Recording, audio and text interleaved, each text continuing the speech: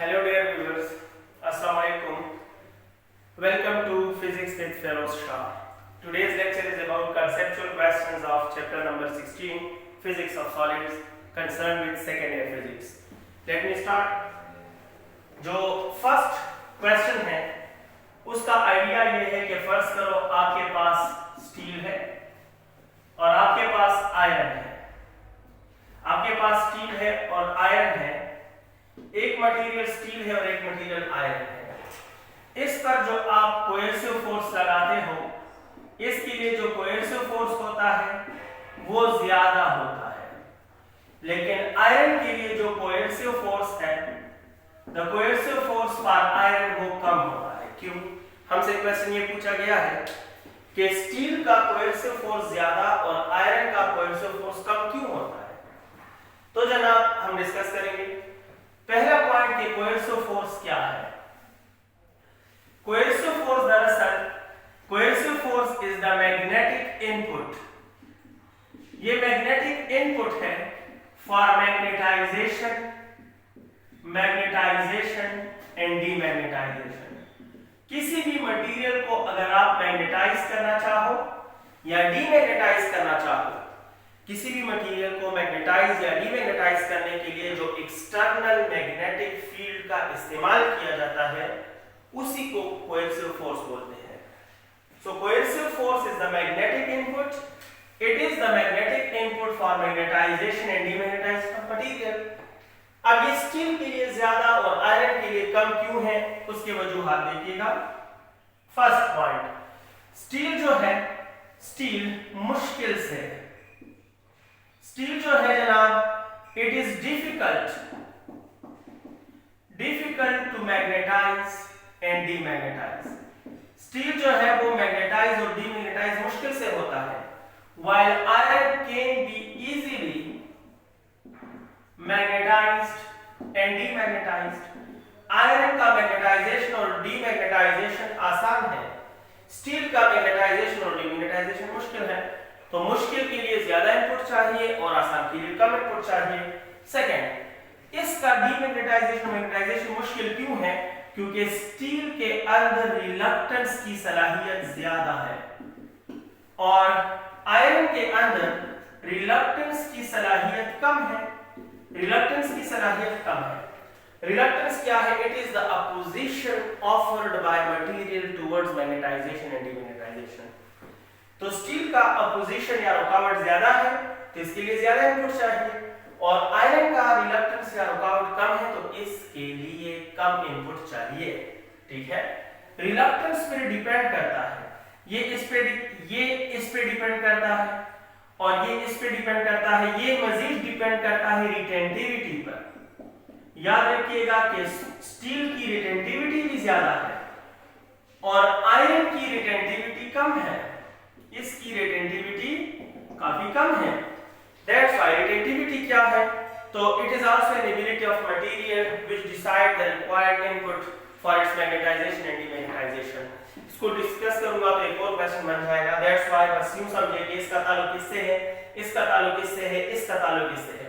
और रिटेंटिविटी की वजह से जो होता है वो हिस्टैरिसीस लूप का एरिया सेलेक्ट होता है। जहां रिटेंटिविटी ज्यादा होती है वहां एरिया ऑफ हिस्टैरिसीस लूप ज्यादा होता है, तो इसमें एरिया ऑफ हिस्टैरिसीस लूप भी ज्यादा है। लेकिन आयरन के लिए एरिया ऑफ हिस्टैरिसीस लूप भी कम है। हिस्टैरिसीस लूप का एरिया भी आयरन के लिए कम है। ये वो वजूहात है जिसकी वजह से स्टील के लिए कोएर्सिव फोर्स ज्यादा चाहिए और आयरन के लिए कोएर्सिव फोर्स कम चाहिए। नेक्स्ट हमारा क्वेश्चन नंबर 2 है।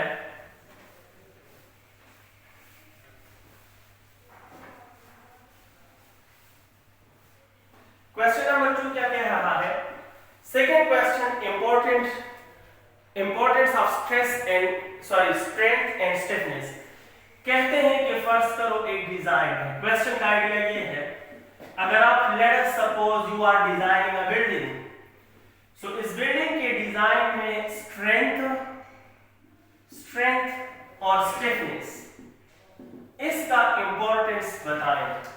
हमने स्ट्रेंथ और स्टिफनेस का इंपॉर्टेंस बताना है कि what is the importance of strength and stiffness in designing a building. आसान है ये मेरे भाई डियर स्टूडेंट्स। स्ट्रेंथ जो होता है ये सॉलिड का लोड बर्दाश्त करने की सलाहियत। Strength is the ability of solids to withstand with external forces। इसको स्टैंड रखता है, टूटता नहीं है। टूटने के हद तक आखिरी फोर्स जो बर्दाश्त किया उसे स्ट्रेंथ बोलते हैं। तो जो ज्यादा फोर्स पे टूटते हैं उसका स्ट्रेंथ ज्यादा है, जो कम फोर्स पे टूटते हैं उसका स्ट्रेंथ कम है। सही आप समझ गए। स्टिफनेस क्या है? Stiffness is the ability to oppose changes, ability to oppose changes, deformations। कोई भी डिफॉर्मेशन हो, चाहे परमानेंट डिफॉर्मेशन हो चाहे टेम्परेरी डिफॉर्मेशन हो, जब सॉलिड इसको अपोज करता है this opposition is called stiffness. अब बिल्डिंग डिजाइन में दोनों का अपनी जगह इंपॉर्टेंस है। इंपॉर्टेंस क्या है बताता हूं। डियर स्टूडेंट्स, स्ट्रेंथ का बेसिक इंपॉर्टेंस ये है that strength decide the heights of buildings,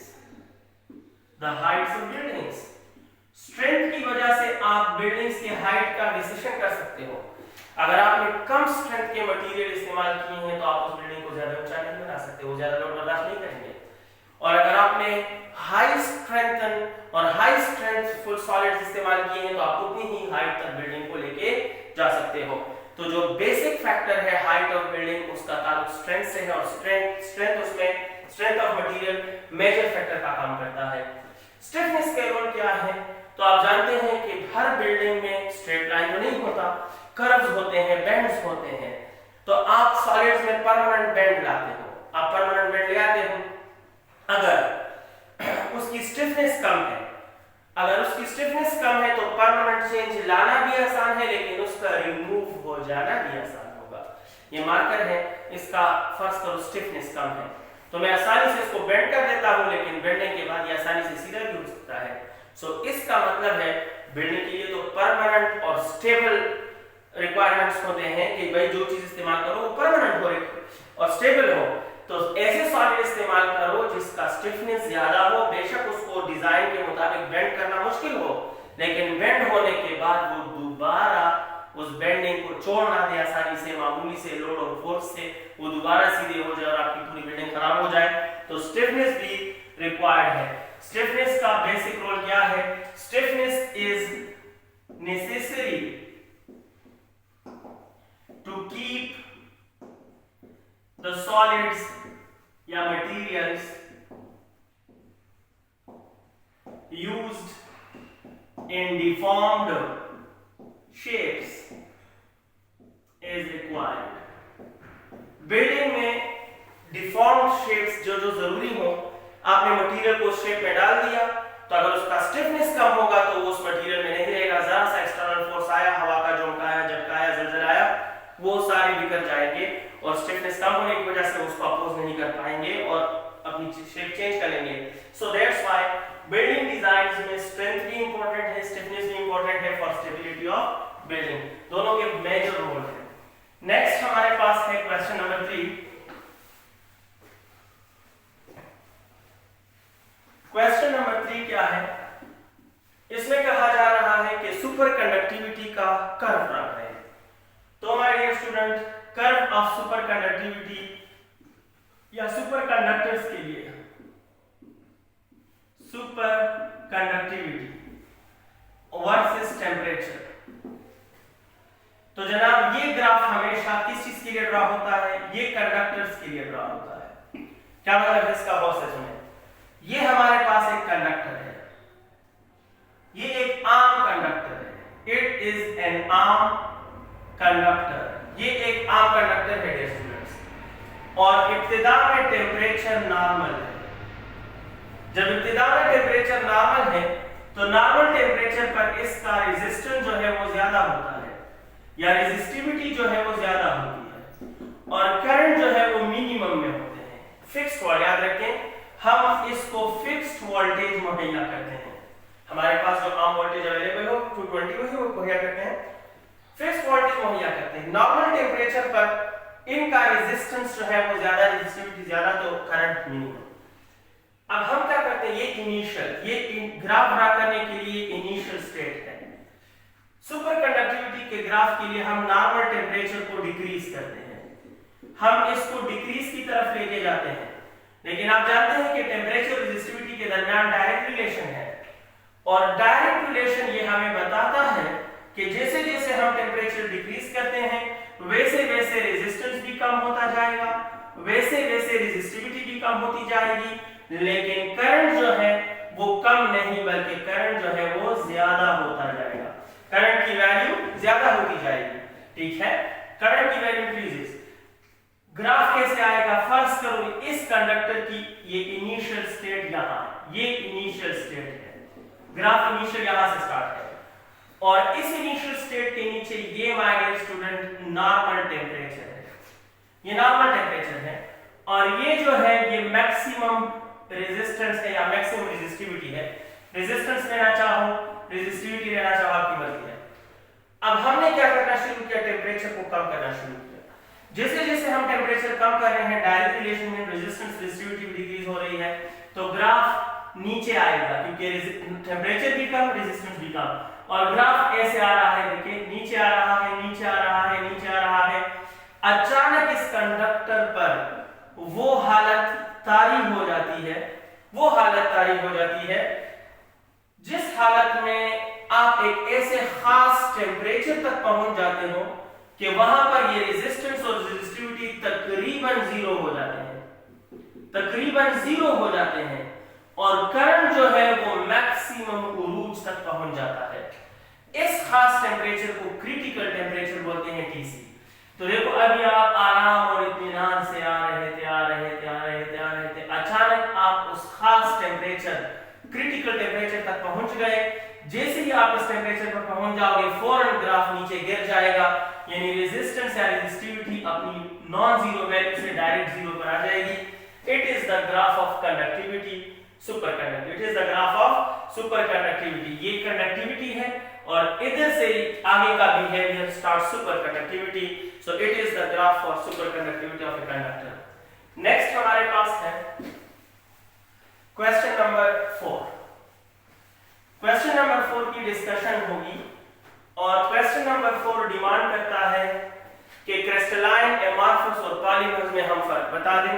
तो आसान है, आपने लेक्चर में पढ़े होंगे, लिक्विड टाइप क्वेश्चन है, क्रिस्टलाइन सॉलिड्स की खूबियां, एमॉर्फस सॉलिड्स की बातें और पॉलीमर्स की बातें, यानी डिफरेंसेस बता दो। तो सिंपल सी बात है कि इसमें 100% ऑर्डर होता है अरेंजमेंट में, इसमें 100% ऑर्डर होता है अरेंजमेंट में। पॉलीमर्स में जो होता है वो 100% डिसऑर्डर होता है अरेंजमेंट में ऑफ मॉलिक्यूल्स, अरेंजमेंट में, सॉरी एमॉर्फस की बात करूं, 100% डिसऑर्डर। पॉलीमर जो है वो पार्शियल अरेंजमेंट रखते हैं। पार्शियल अरेंजमेंट मीन कि कुछ हिस्सा इनमें ऑर्डर में होता है, कुछ हिस्सा डिसऑर्डर में होता है, तो ये पार्शियल बिहेवियर रखते हैं। सेकंड डिफरेंस क्या होगा, क्रिस्टलाइन सॉलिड्स या एटम से बनते हैं या मॉलिक्यूल से बनते हैं, लेकिन they are in discrete form, they are in discrete form. But amorphous solid जो होते हैं वो अक्सर शॉर्ट रेंज मॉलिक्यूल से बनते हैं, शॉर्ट रेंज मॉलिक्यूल्स, और पॉलीमर जो है वो होते हैं लॉन्ग रेंज मॉलिक्यूल से बनते हैं, ये लॉन्ग रेंज मॉलिक्यूल से बनते हैं। क्रिस्टलाइन सॉलिड्स की डेंसिटीज जो होती हैं वो यूनिफॉर्म होती हैं, और एमॉर्फस सॉलिड्स की डेंसिटी नॉन यूनिफॉर्म होती है, और इनकी भी डेंसिटी नॉन यूनिफॉर्म ही होती है, ये भी नॉन यूनिफॉर्म होती है। क्रिस्टलाइन सॉलिड्स जो होते हैं इनका शार्प मेल्टिंग पॉइंट होता है, इनका शार्प मेल्टिंग पॉइंट होता है, जबकि इसका नो शार्प मेल्टिंग पॉइंट और इसका भी नो शार्प मेल्टिंग पॉइंट, इनमें भी शार्प मेल्टिंग पॉइंट नहीं होता। फर्दरमोर इसमें इनफाइनाइट पैरेलल प्लेन्स बनते हैं, इनफाइनाइट पैरेलल प्लेन्स बन सकते हैं, इसमें नो पैरेलल प्लेन बनता है, नो पैरेलल प्लेन्स। और इसमें सम पैरेलल प्लेन्स बनते हैं। इसमें कुछ पैरेलल प्लेन्स आप बना सकते हो, कहीं पर बन सकते हैं, कहीं पर नहीं बन सकते। और क्रिस्टलाइन सॉलिड्स के जो एग्जांपल्स होते हैं, इसके एग्जांपल्स में sugar, NaCl, sodium chloride, diamond. इसके एग्जांपल हैं शुगर, डायमंड, NaCl और क्वार्ट्ज भी कह सकते हो। सो इसके एग्जांपल है क्वार्ट्ज वगैरह वगैरह, क्रिस्टलाइन सॉलिड्स। एमॉर्फस सॉलिड्स जो होते हैं, इसके जो एग्जांपल्स होते हैं वो है glass, rubber, plastic etcetera, plastic वगैरह वगैरह, ये इसके एग्जांपल्स हैं। और जो पॉलीमर्स होते हैं, पॉलीमर्स में टॉर्टाइज शेल, टॉर्टाइज शेल आता है, हमारे नेल्स आते हैं, इसमें प्रोटीन्स आते हैं, इसमें प्रोटीन्स आते हैं, शेल आते हैं और नेल्स आते हैं। और इसमें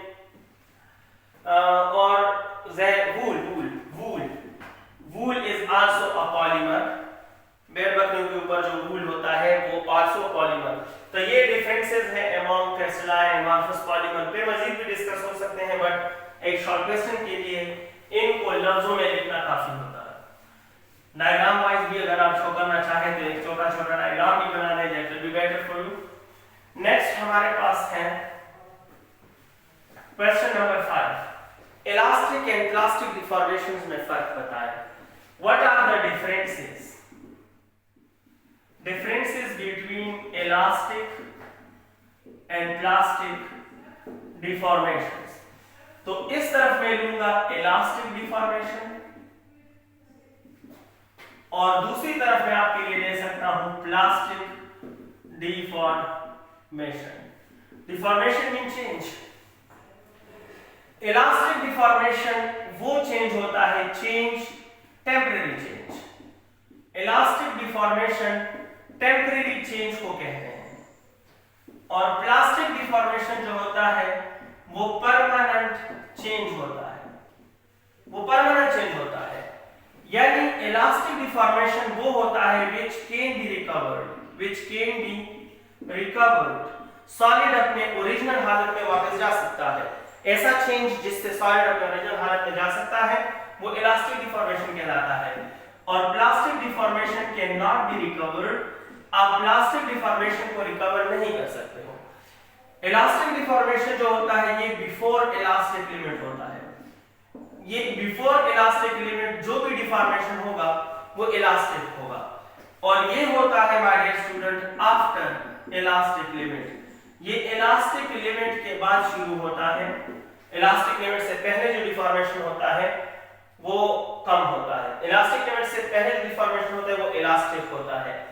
इलास्टिक डिफॉर्मेशन जो है, इलास्टिक डिफॉर्मेशन रखने वाले सॉलिड्स, अगर इलास्टिक डिफॉर्मेशन की वैल्यू ज्यादा हो तो इससे हम इलास्टिसिटी डिसाइड करते हैं कि इलास्टिसिटी ज्यादा होगी। लेकिन अगर प्लास्टिक डिफॉर्मेशन ज्यादा हो, अगर एक सॉलिड है जिसका प्लास्टिक डिफॉर्मेशन ज्यादा है तो हम कहते हैं कि उस सॉलिड की प्लास्टिसिटी ज्यादा है। यानी elastic deformation is concerned with elasticity and plastic deformation is concerned with plasticity. The end of elastic deformation is called elastic limit and the end of plastic deformation is called plastic limit या yield point या plastic limit. यही कुछ differences हैं among elastic deformations and plastic deformations. Next हमारे पास है question number 6। Question number 6 जो है, कहते हैं कि पैरामैग्नेटिक में, फेरोमैग्नेटिक में और डायमैग्नेटिक, पैरामैग्नेटिक और फेरोमैग्नेटिक में फर्क बता दें और इनकी एग्जांपल बता दें। फेरोमैग्नेटिक सॉलिड, पैरामैग्नेटिक और डायमैग्नेटिक में फर्क बता दें। भाई डायमैग्नेटिक का हर एटम, इसके जो एटम्स होते हैं नॉन मैग्नेटिक होते हैं। इसके एटम्स नॉन मैग्नेटिक, इसके हर atom tiny magnet, atoms tiny magnet होते हैं। पैरामैग्नेट का हर एटम टाइनी मैग्नेट होता है और फेरोमैग्नेट का भी हर एटम टाइनी मैग्नेट होता है। एटम टाइनी मैग्नेट्स होते हैं इसका भी मैग्नेटिक, इसका भी मैग्नेटिक। सेकेंड डिफरेंस क्या होगा? सेकेंड डिफरेंस ये है कि डायमैग्नेटिक में नेट मैग्नेटिक फील्ड 0 होता है, पैरामैग्नेटिक में नेट मैग्नेटिक फील्ड वीक होता है, नॉन जीरो लेकिन वीक, और फेरोमैग्नेटिक में नेट मैग्नेटिक फील्ड जो है वो काफी स्ट्रांग होता है। इसकी वजह क्या है? क्योंकि पैरामैग्नेटिक में डायमैग्नेटिक में नो मैग्नेटिक मोमेंट, इसमें मैग्नेटिक मोमेंट 0 होता है, इसमें मैग्नेटिक मोमेंट भी 0 होता है और मैग्नेटिक डोमेन भी 0 होता है। मैग्नेटिक मोमेंट भी 0, मैग्नेटिक डोमेन भी 0। पैरामैग्नेटिक में मैग्नेटिक मोमेंट तो नॉन 0 होता है, मैग्नेटिक मोमेंट नॉन 0, लेकिन मैग्नेटिक डोमेन जो होते हैं वो 0 होते हैं, मैग्नेटिक डोमेन 0 होते हैं। और इसमें माय डियर स्टूडेंट्स आप कहोगे कि मैग्नेटिक मोमेंट भी नॉन 0 होता है और मैग्नेटिक डोमेन भी नॉन 0 होता है, इसमें दोनों नॉन 0 होते हैं। इसका एक्सटर्नल मैग्नेटिक फील्ड को कोई रिस्पांस नहीं मिलता, एक्सटर्नल मैग्नेटिक फील्ड को ये कोई रिस्पांस नहीं देता, रिस्पांस नहीं देता, ये वीक रिस्पांस देता है, it give weak response to external magnetic field, और ये स्ट्रॉन्ग रिस्पांस देता है, strong response to external magnetic field. इससे आप मैग्नेट नहीं बना सकते, यू कैन नॉट मैग्नेटाइज। इससे आप टेम्परेरी मैग्नेट बना सकते हो, टेम्परेरी मैग्नेट बना सकते हो, लेकिन इससे आप परमानेंट मैग्नेट बना सकते हो, परमानेंट मैग्नेट बना सकते हो। इन दोनों को आप ट्रांसफार्मर कोर में इस्तेमाल नहीं कर सकते हो, और इसको आप ट्रांसफार्मर कोर में इस्तेमाल कर सकते हो। इसमें इलेक्ट्रॉन का स्पिन और ऑर्बिटल मैग्नेटिक इफेक्ट कैंसिल होते हैं, इसमें इलेक्ट्रॉन का स्पिन और ऑर्बिटल मैग्नेटिक इफेक्ट कैंसिल नहीं होते, और इसमें भी नहीं होते। इसका atom to atom magnetic moment cancel होता है, इसमें होता ही नहीं, बनता ही नहीं, इसमें बन के कैंसिल हो जाता है, और इसमें बनता भी है और कैंसिल भी नहीं होता। So it is a non magnetic solid, it is a weak and temporary magnetic solid and it is a best magnetic solid। इनकी परमेबिलिटी रूट्स पर होती है, इनकी परमेबिलिटी कम होती है, और इनकी परमेबिलिटी नेग्लिजिबल होती है, आप इनको मैग्नेटिक इफेक्ट्स में यूज नहीं कर सकते हो। इनके एग्जांपल्स क्या क्या है? एग्जांपल तो बताए ही नहीं है, तो पैरामैग्नेटिक डायमैग्नेटिक के जो एग्जांपल्स जहन में आ रहे हैं, वुड है, वुड के अलावा है डियर स्टूडेंट कॉपर है, बिस्मथ है, लिख लेता हूं। डायमैग्नेटिक का example wood, copper, bismuth, gold, these are the examples of diamagnetic. Paramagnetic के जो एग्जांपल्स हैं वो है aluminium, lithium, these are the examples of aluminium, lithium are the examples of, these are the example of paramagnetic solids। और ferromagnetic solid के example में iron तो सबको मालूम है, इसमें आयरन भी है और कोबाल्ट भी है और निकल भी है, निकल, कोबाल्ट, आयरन वगैरह, these are best ferromagnetic solids। Furthermore हम नेक्स्ट क्वेश्चन की तरफ बढ़ेंगे। हमारा नेक्स्ट क्वेश्चन है क्वेश्चन नंबर 7।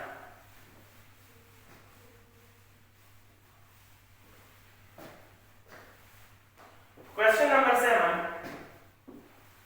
ये है कि सॉफ्ट एंड हार्ड मटेरियल में फर्क बताओ। सॉफ्ट मटेरियल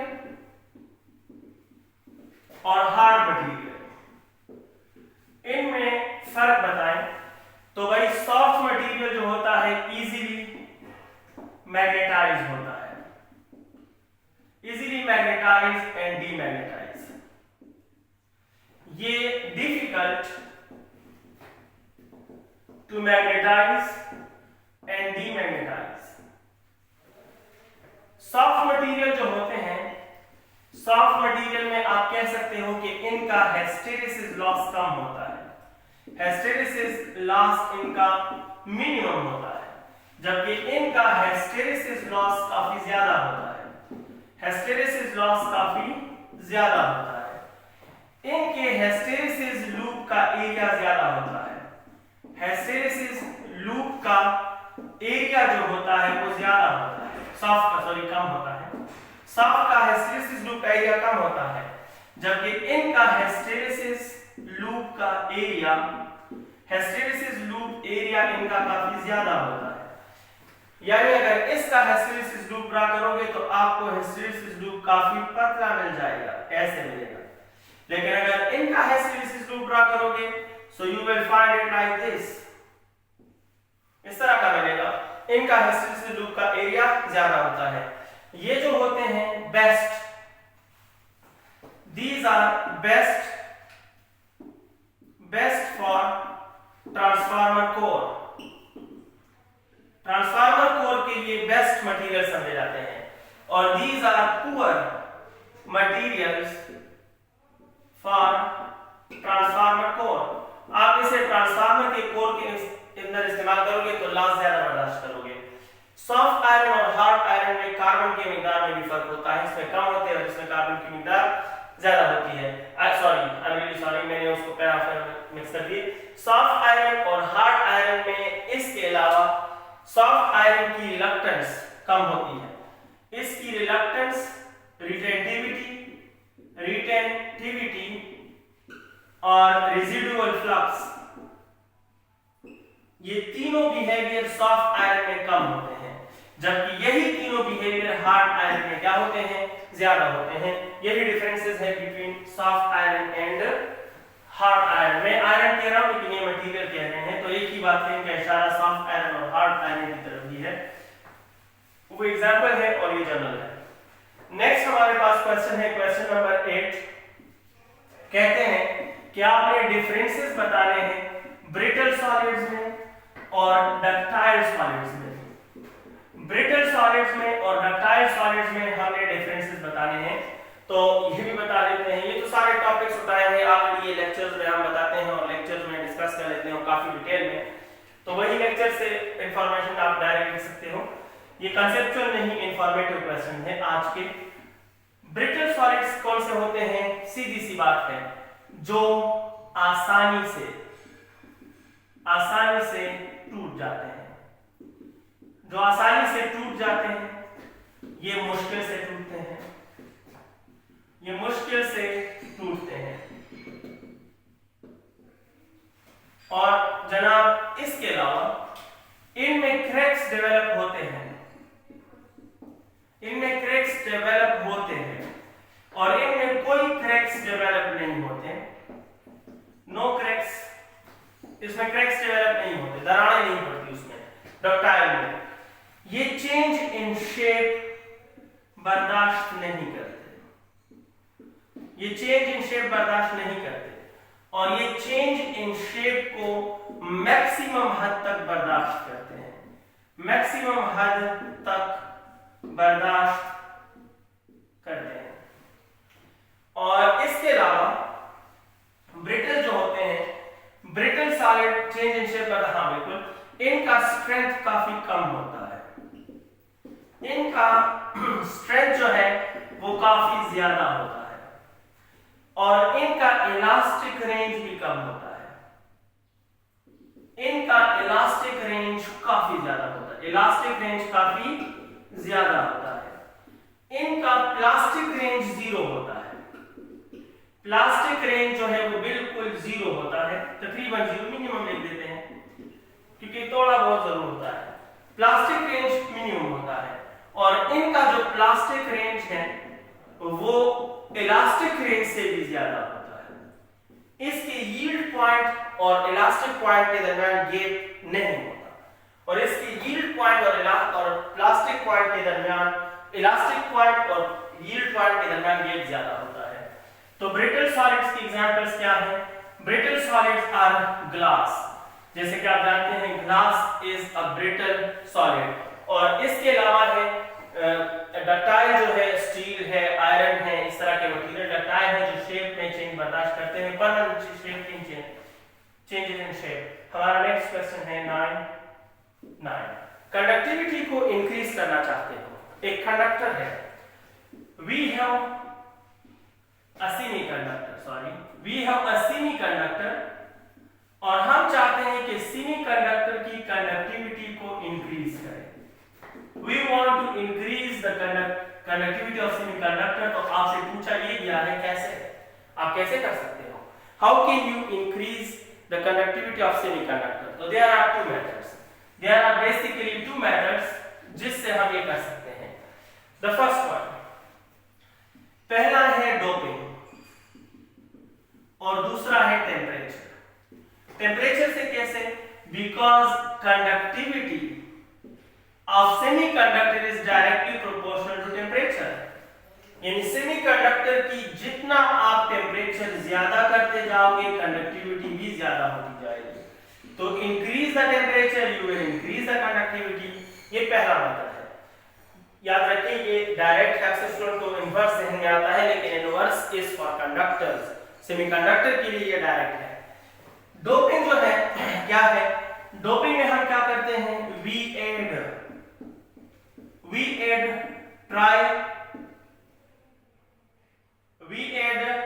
ट्राइवैलेंट और पेंटावैलेंट एटम्स टू इट। हम सेमीकंडक्टर के अंदर ट्राइवैलेंट या पेंटावैलेंट इंप्योरिटी रख लेते हैं, ऐड कर लेते हैं। The process is called doping. यानी यही सेमीकंडक्टर है, इसकी कंडक्टिविटी कम है, लेकिन अगर आप इसमें जगह जगह इंप्योरिटी के एटम रखो जो या ट्राइवैलेंट हो या पेंटावैलेंट हो, तो इसकी कंडक्टिविटी इंप्रूव हो जाती है। इसकी वजह क्या है, क्योंकि जो ट्राइवैलेंट है